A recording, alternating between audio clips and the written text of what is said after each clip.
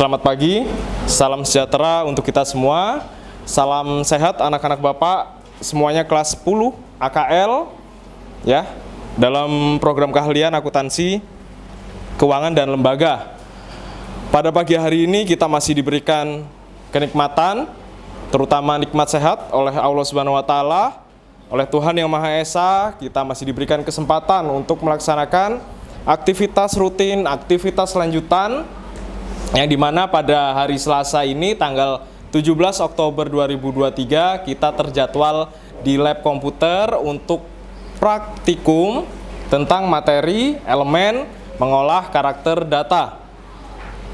Pada kemarin hari Senin Bapak sudah share ya tentang materi yang akan kalian praktekkan pada hari ini. Tapi sebelum masuk itu, Bapak tanyakan dulu kondisi kalian. Dalam keadaan sehat, Nak? Sehat? Semangat? Semangat, alhamdulillah. Karena masih pada pagi hari, jadi semangatnya harusnya masih full. Ya, kemudian yang kedua, Bapak juga ingin mengecek kalian. Barangkali ada yang terkendala, tidak hadir ke sekolah, tidak masuk. Jadi secara administrasi absensi kehadiran itu bagus, seperti itu ya.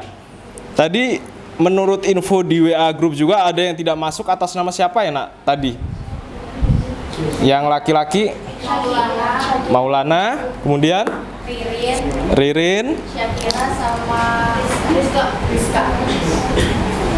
Oke.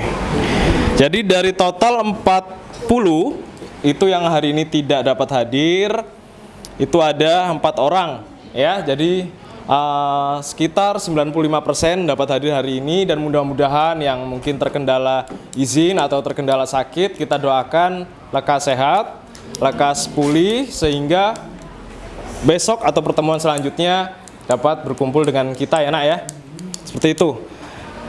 Dan seperti biasanya, sebelum kita mulai, tolong ketua kelasnya memimpin doa. Oke? Siap. Berdoa bekerja masing-masing. Berdoa mulai.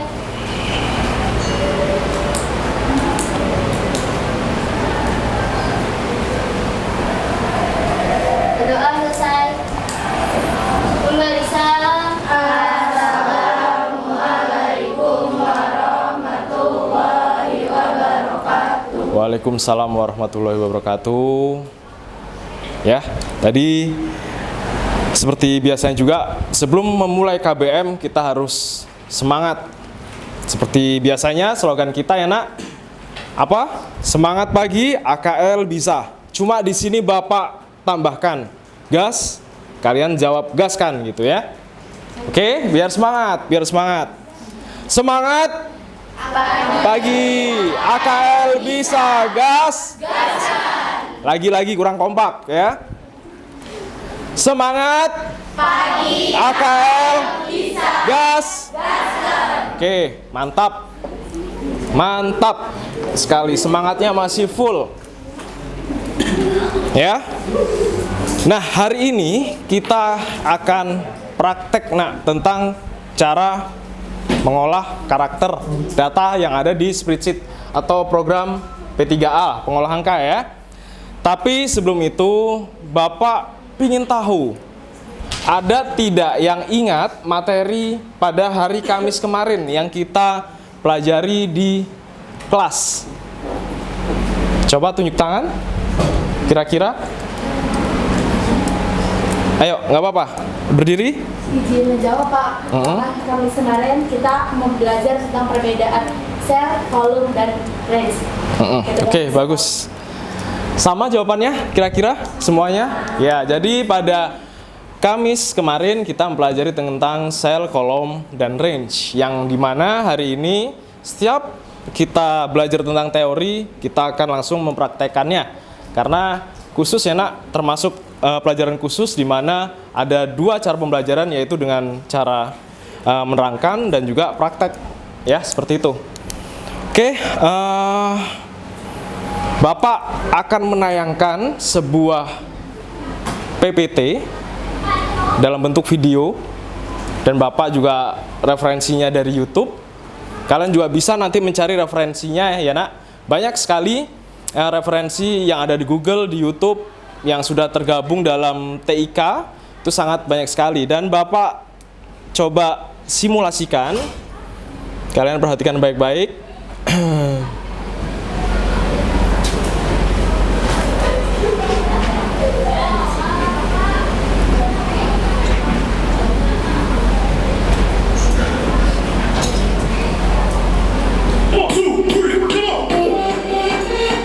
Pada video ini langsung kita ya. akan belajar tentang satu, yaitu tipe karakter data. Jadi kita akan belajar ada berapa sih tipe-tipe karakter data yang ada pada spreadsheet. Yang kedua, kita akan belajar tentang pengaturan data. Oke, langsung saja kita masuk ke materi yang pertama, yaitu tipe karakter data. Tipe yang pertama adalah data alphanumeric atau yang biasa kita sebut dengan teks. Tipe ini adalah tipe yang berupa teks seperti huruf A sampai Z, simbol, dan lain sebagainya. Data angka seperti 0 sampai 9 juga bisa masuk sebagai data teks jika sebelum penulisannya didahului dengan tanda prefix atau kutip satu. Jika sebelum penulisan angka 0 sampai 9 kita dahului dengan tanda prefix, maka otomatis dia akan dianggap sebagai data teks atau data alphanumeric. Di dalam Microsoft Excel, data alphanumeric atau data teks selalu dibuat rata kiri. Dia otomatis rata kiri. Dan data angka yang sudah berubah menjadi data alphanumeric atau data teks, maka dia tidak bisa diproses secara matematika. Nah, untuk lebih jelasnya, Ibu akan mempraktekkan bagaimana sih perbedaan antara data alphanumeric atau data teks dengan data angka. Seperti yang sudah Ibu jelaskan tadi, bahwa data teks itu dia pertama bentuknya adalah huruf A sampai Z. Bisa kita tulis di sini Yasmin.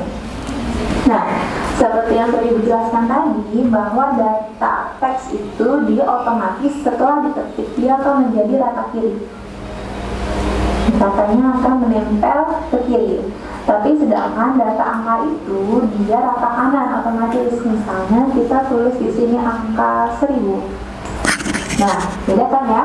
Jadi kalau si Yasmin ini rata kiri, si 1000 ini dia rata kanan.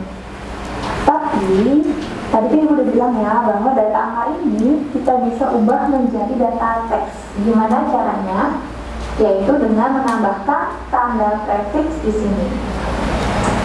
Nah, yang awalnya dia rata kanan, dia menjadi rata kiri. Artinya data angka 1000 ini sudah bukan lagi data angka, tapi berubah pengaturannya menjadi data teks. Dan data teks ini tidak bisa dimasukkan ke dalam rumus matematika.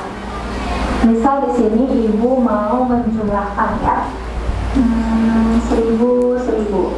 Nah, seharusnya kalau misalnya kita jumlahkan di sini kan 1000 tambah 1000 tambah 1000 kan jadinya 3000 ya. Nah, kita coba masuk ke rumus matematika, apakah data ini bisa dimasukkan ke rumus? Sedangkan di sini kan ada data teks ya. Seharusnya dia tidak bisa. Nah, coba kita lihat. Di sini dia berubah menjadi 2000. Padahal harusnya kan 1000 ditambah 1000 tambah 1000 menjadi 3000. Tetapi di sini yang terbaca itu hanya si E6 dan E7. Ini namanya sel E6, ini sel E7. Jadi hanya 2000. Tapi di sini seandainya kan dia awalnya kan ada tanda prefix di sini ya. Nih, 1. Nah, kalau misalnya kita hapus, dia akan berubah menjadi data angka lagi. Bisa kita hapus prefixnya.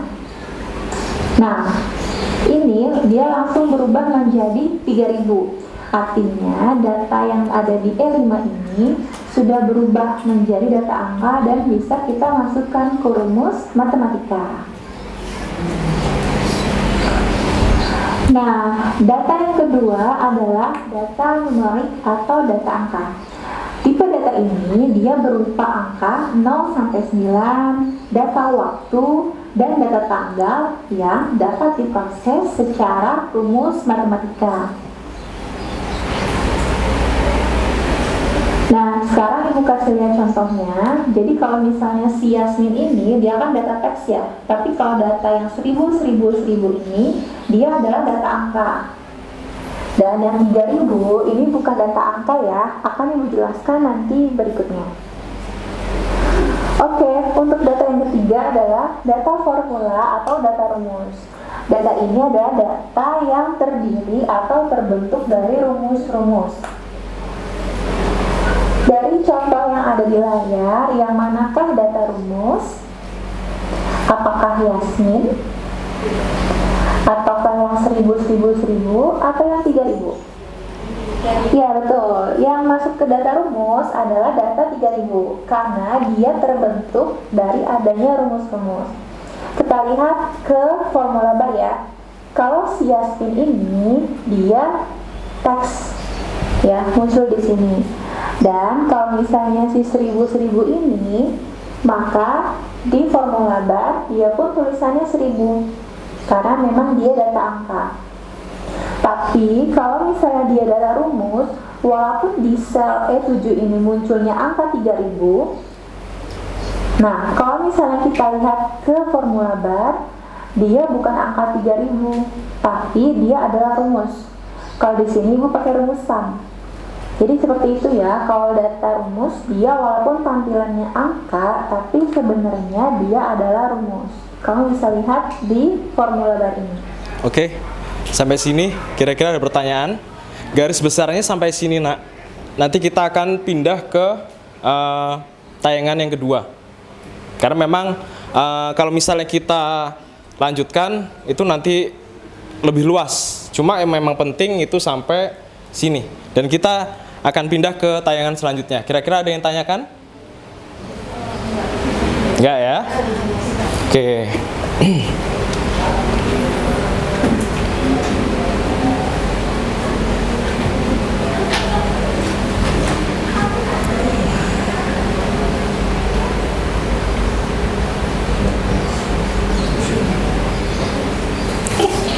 Assalamualaikum warahmatullahi wabarakatuh. Apa kabar anak-anak semuanya? Ini adalah video pertama pembelajaran spreadsheet. Di video ini kita akan membahas sekilas gambaran umum tentang spreadsheet dan pengenalan-pengenalan icon yang ada di Excel. Oke, langsung saja kita mulai videonya.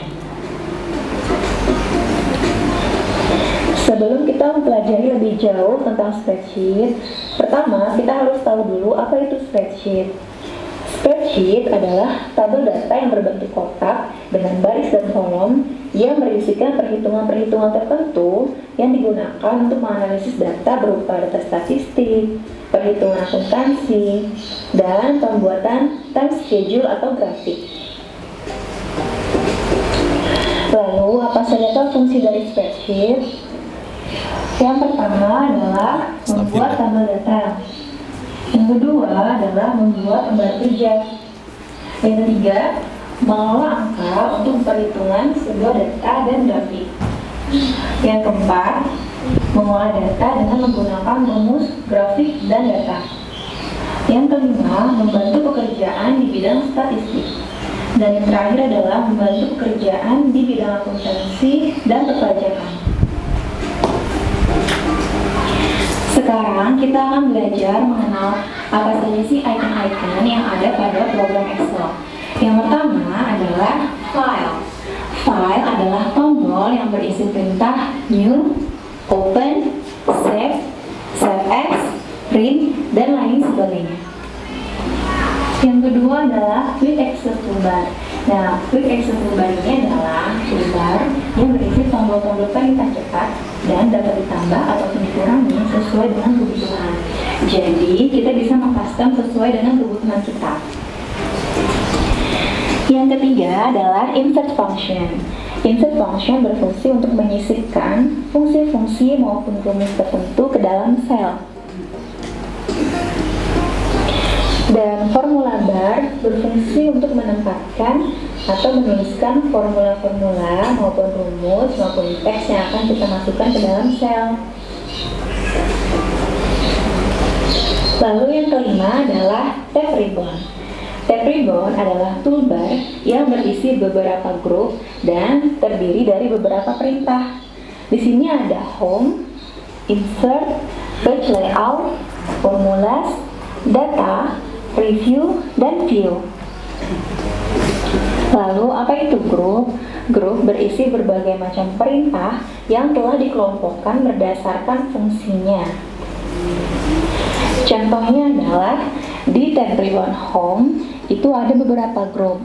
Grup yang pertama ada clipboard, yang kedua ada font, lalu ada alignment, lalu number, style, sales, dan editing. Lalu di sini ada title bar yang mengindikasikan nama file yang sedang aktif kita kerjakan.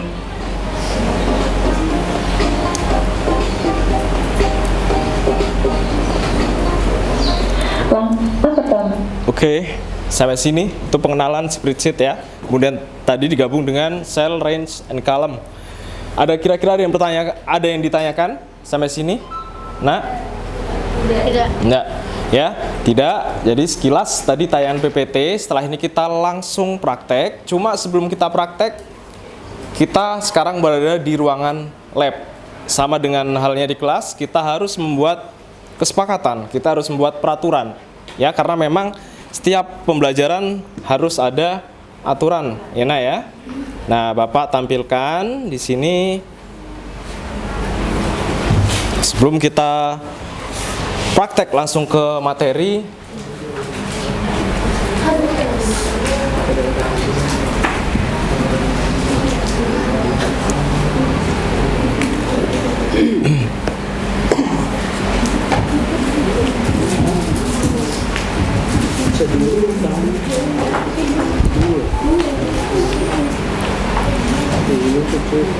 Ya, ini komputer lab rules, artinya kesepakatan ya dalam lab komputer,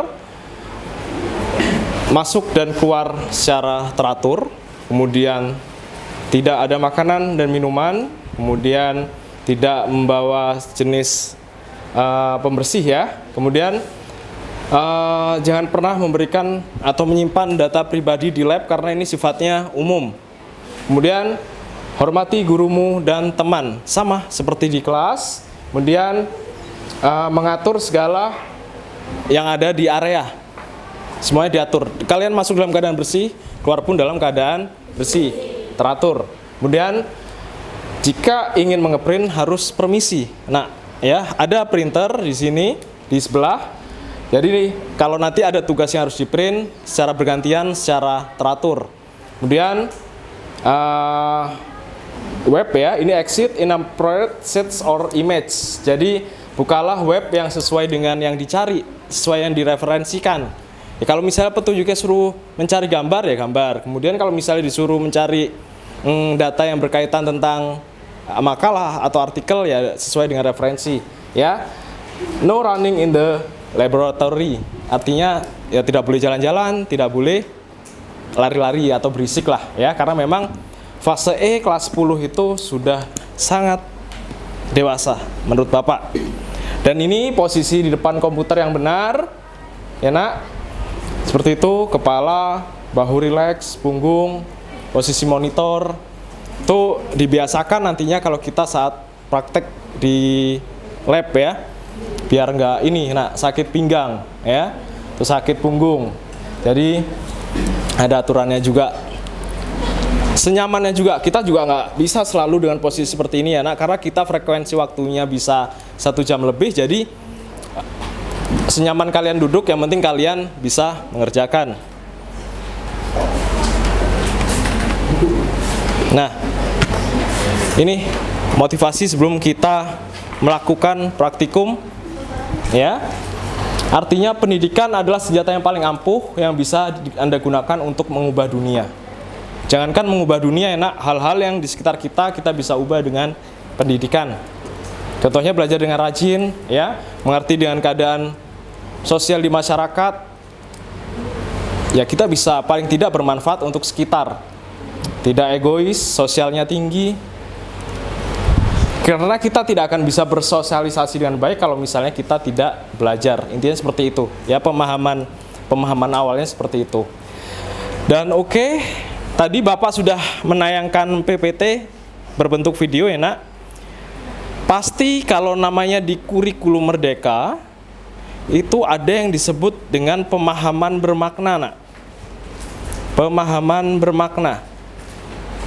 Ya.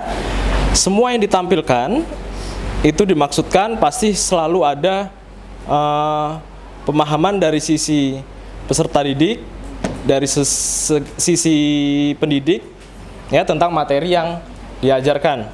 Oke, belum muncul ya. Nah, pemahaman bermakna, mengolah karakter data, menghitung data, mengaplikasikan rumus, dan membuat grafik adalah strategi dalam penyelesaian pekerjaan dalam aktivitas belajar maupun bekerja yang bersifat numerasi things and skills.